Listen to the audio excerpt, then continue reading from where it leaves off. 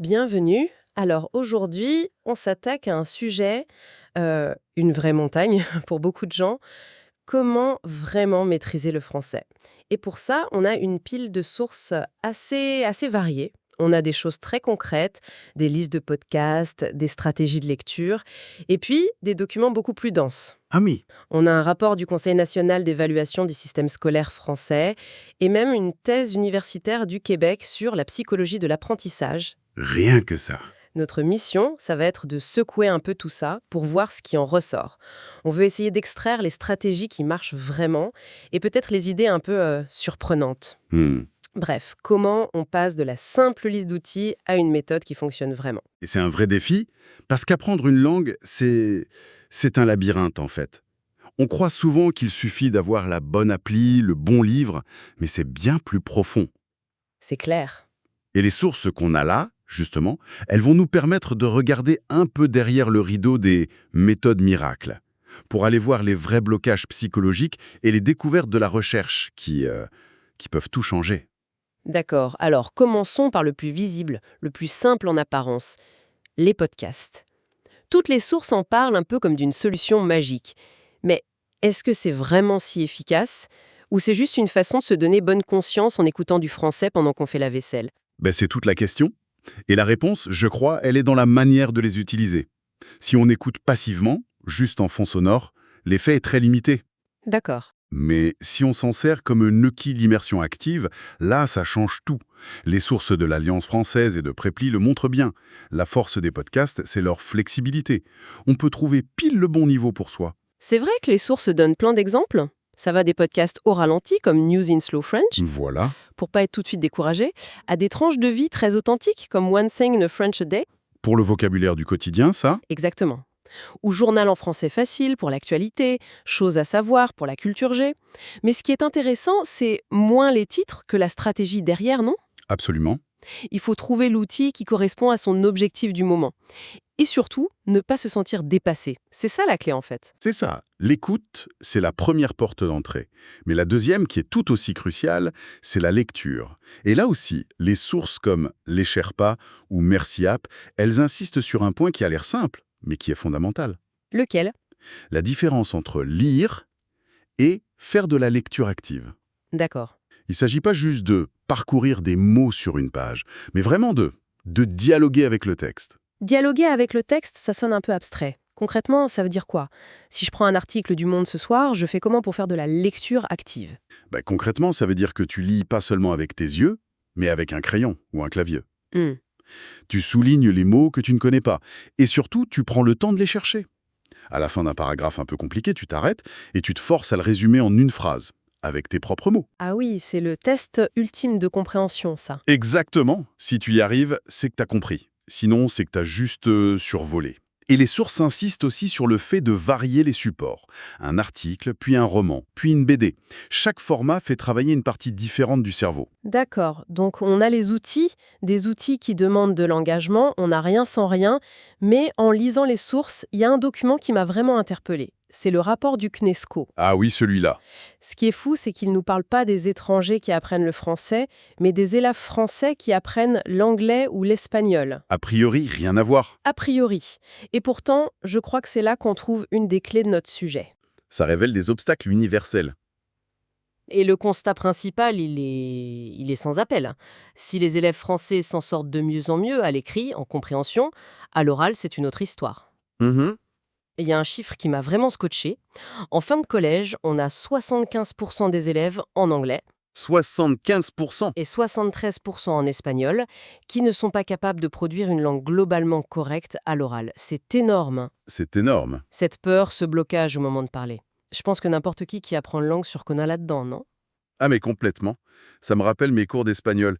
Je connaissais mes verbes sur le bout des doigts, mais la trouille de devoir commander un café à Madrid, ça me paralysait. C'est exactement ça.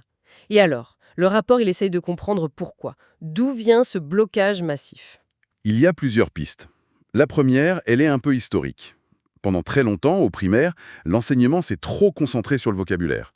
Apprendre les couleurs, les jours, les animaux. Oui, les bases. C'est utile, bien sûr, mais ça passe à côté de l'essentiel à cet âge-là. La phonologie et la prosodie. C'est-à-dire? Autrement dit, les sons et la musique de la langue. C'est à 7 ans que Laurel est une éponge, pas à 14. On a un peu construit la maison en commençant par la déco plutôt que par les fondations, tu vois. C'est une super image. Et la deuxième cause? La deuxième, et c'est peut-être la plus importante, c'est l'anxiété. Le rapport le dit noir sur blanc, la peur de faire une erreur, la peur d'avoir un mauvais accent, la peur du jugement. Le regard des autres. C'est un frein surpuissant, surtout à l'adolescence. Ça peut complètement bloquer la parole. Et c'est un cercle vicieux. Moins on ose parler, moins on progresse, et donc plus on a peur de parler. C'est un mur psychologique, en fait. Et du coup, le rapport propose des solutions, j'imagine? Oui, et elles sont très logiques. D'abord, augmenter la régularité. Mieux vaut 20 minutes par jour qu'une heure et demie par semaine. La répétition. Le cerveau a besoin de ça. Ensuite, il recommande de développer les dispositifs EMIL. Émile, qu'est-ce que c'est que ce truc? C'est un acronyme un peu barbare pour enseignement d'une matière par l'intégration d'une langue étrangère. D'accord. En gros, c'est faire son cours d'histoire ou de bio, mais en anglais. L'avantage, c'est que l'objectif n'est plus de parler anglais, mais de comprendre la Révolution française. La langue devient un outil, Et ça diminue la pression? énormément. Et ça nous amène à la recommandation la plus importante. Il faut dédramatiser l'erreur. Ah, L'erreur, c'est pas une faute. C'est juste la preuve qu'on essaie. Une classe de langue où on a peur de se tromper, c'est une classe où personne n'apprend à parler. Point. cette anxiété, cette peur de l'erreur que le rapport du SNESCO met en avant, c'est vraiment un mur. Et ça me fait penser directement à une autre source qu'on a, cette thèse de l'Université du Québec. Elle s'attaque justement à la psychologie de l'apprentissage avec un concept que je trouve fascinant, l'expérience optimale. Ou le flow. Le flow, voilà. Le flow, en fait, c'est tout bête. C'est quand t'es tellement à fond dans un truc que tu ne vois plus le temps passer. T'oublies tout le reste. La faim, la fatigue, le regard des autres. On est juste dans l'activité. C'est ça. C'est ce moment un peu magique où le défi est juste assez dur pour te stimuler, mais pas au point de te rendre anxieux.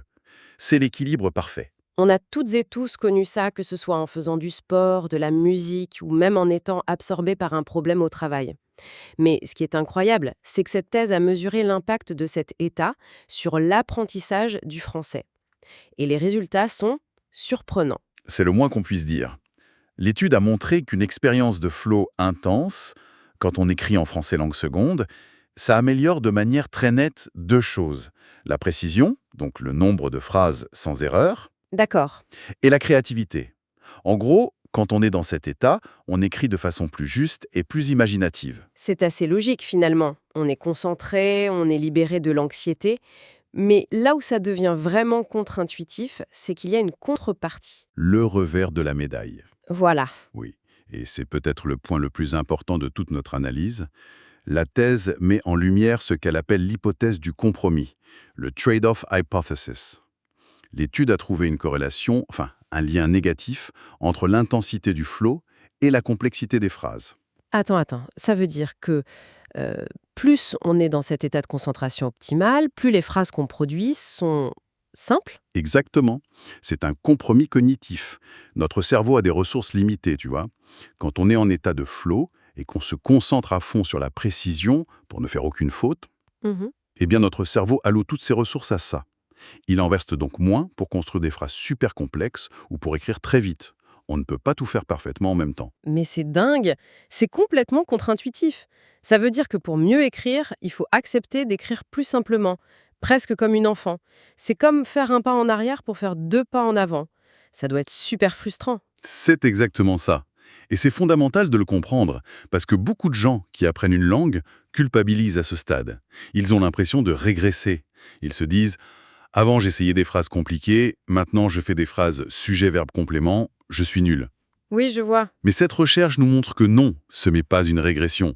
C'est le signe que le cerveau est en train de se concentrer sur une seule compétence à la fois. C'est une étape normale, et même souhaitable. Attends une minute. Si je te suis bien, on a d'un côté un rapport qui nous dit que le plus gros problème, c'est l'anxiété, la peur de parler, Oui, et de l'autre, une thèse qui nous parle d'un état, le flow, où justement cette anxiété disparaît. A priori, aucun rapport. Mais tu es en train de dire que la solution au premier problème est cachée dans le second. C'est ça le lien. c'est exactement ça le lien. C'est le fil rouge de tout ça. Le rapport du SNESCO identifie le poison, l'anxiété. La thèse sur le flow nous donne l'antidote, l'immersion dans une tâche qui est à notre juste niveau. Et du coup, Du coup, ça change complètement notre regard sur les outils du début. Les podcasts, la lecture active, ce ne sont plus juste des exercices, ce sont des moyens pour atteindre cet état de flow. Donc la clé, c'est de trouver son flow. Choisir un podcast qui n'est ni trop lent au point de s'ennuyer, ni trop rapide au point de paniquer. Voilà, trouver le juste milieu qui nous absorbe. C'est ça. Et si un podcast est trop rapide, au lieu de l'abandonner en se sentant nul, on utilise la fonction pour le ralentir un peu. On ajuste le défi à nos compétences pour rester dans cette zone. D'accord. Et ça nous amène au deuxième point crucial, accepter ce fameux compromis. Il faut déculpabiliser. C'est normal, quand on se concentre sur la prononciation, de chercher ses mots ou de faire des phrases plus simples. Il faut s'entraîner à jongler avec une seule balle avant d'en prendre 3. Et ça renforce aussi ce que disait le CNESCO sur l'écoute. La difficulté des élèves français à l'oral, ça prouve bien que s'immerger dans la musique de la langue, c'est non négociable. C'est la fondation de tout. C'est ça. Absolument. Et il y a un dernier point, plus psychologique, savoir que même les systèmes éducatifs nationaux luttent avec l'enseignement de l'oral. C'est très déculpabilisant, non? Ah oui, c'est vrai.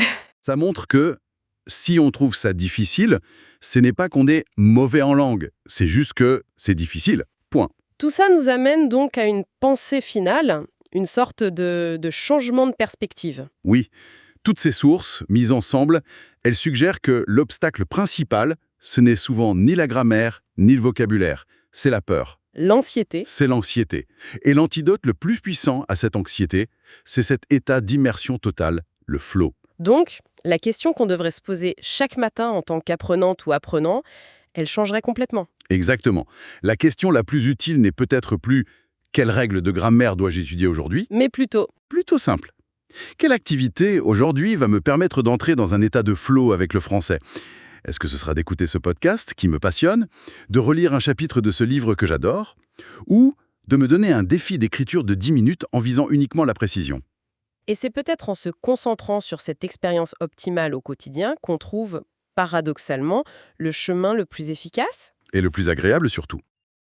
Bonjour, aujourd'hui, on va explorer un secret fascinant de la psychologie de l'apprentissage.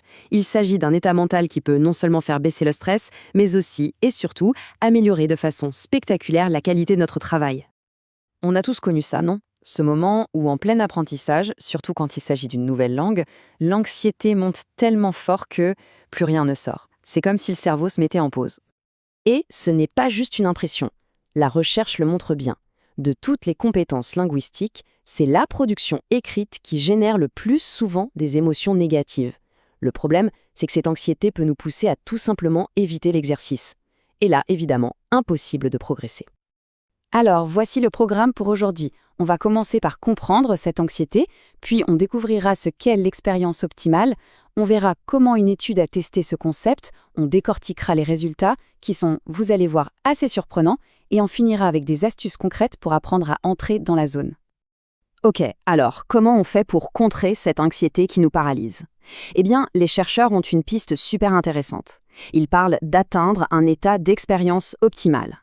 On appelle aussi ça le flow. C'est cet état magique où on est tellement absorbé par ce qu'on fait qu'on ne voit pas le temps passer. L'étude prend l'image d'un écrivain complètement plongé dans son histoire qui n'arrive plus à s'arrêter. C'est vraiment l'opposé total de l'anxiété. Bon, mais le flow, ce n'est pas juste une sensation un peu floue. Ça repose sur 4 piliers bien concrets. D'abord, il faut un équilibre parfait entre le défi et nos compétences. Assez dur pour nous motiver, mais pas trop pour nous décourager. Ensuite, une attention tellement intense que tout le reste disparaît. Troisièmement, on fait l'activité pour le plaisir, pas pour une note. Et enfin, on a ce sentiment génial de tout maîtriser. En fait, tout est une question d'équilibre. Si le défi est trop grand par rapport à notre niveau, c'est l'anxiété assurée. À l'inverse, si on est trop fort pour une tâche trop simple, on s'ennuie à mourir. Le flow, c'est ce point d'équilibre parfait, là, juste au milieu, où le défi nous pousse à nous dépasser. C'est bien beau tout ça en théorie, mais est-ce que ça marche pour de vrai? C'est exactement la question que s'est posée une étude. Ils ont voulu voir si, concrètement, atteindre cet état de flow pouvait vraiment améliorer la qualité de l'écriture chez des personnes qui apprennent le français. Le protocole était assez simple. On a demandé à des lycéens d'écrire une histoire. Juste après, à chaud, ils ont décrit leur état mental pendant l'exercice. Et ensuite, les chercheurs ont analysé leur texte sous toutes les coutures pour voir s'il y avait un lien entre être dans la zone et la qualité de ce qu'ils avaient écrit. Et pour être bien concret, voilà le genre d'image qu'ils ont utilisé. Les participants devaient créer une histoire à partir de ces dessins. Ça leur donnait une base, un cadre, mais ça laissait aussi beaucoup de place à leur imagination. Allez, on arrive au moment le plus croustillant, les résultats. Et c'est là que les choses deviennent vraiment, vraiment surprenantes. L'impact du flow n'est pas du tout celui qu'on aurait pu imaginer. Première surprise, les élèves qui étaient dans un état de flow n'ont pas forcément écrit plus vite ni plus de mots. Donc non, le flow ne rend pas plus productif en termes de quantité. Deuxième surprise, ils n'ont pas non plus construit des phrases plus complexes ou plus sophistiquées. Donc, ce n'est pas non plus sur la complexité grammaticale que le flow a joué. Alors, où est-ce que ça a tout changé? Eh bien, l'état de flow était directement lié à une bien meilleure précision. En clair, les élèves les plus absorbés dans leurs tâches ont fait beaucoup moins d'erreurs de grammaire et de syntaxe. Et ce n'est pas tout.